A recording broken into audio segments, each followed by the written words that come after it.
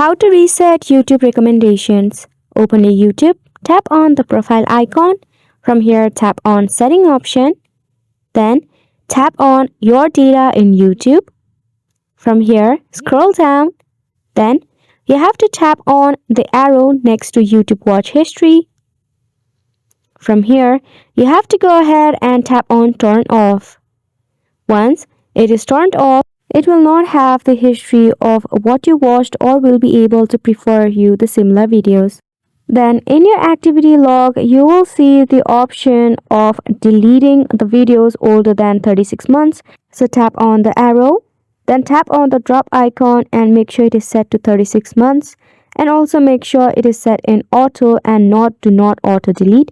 Then just tap on next. Once you do this, all your YouTube history will be deleted.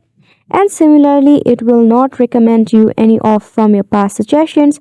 However, you do have to know that it is a gradual process and you will have to watch newer videos so that it can recommend you accordingly as well. So go ahead and give it a try, and thank you so much for watching.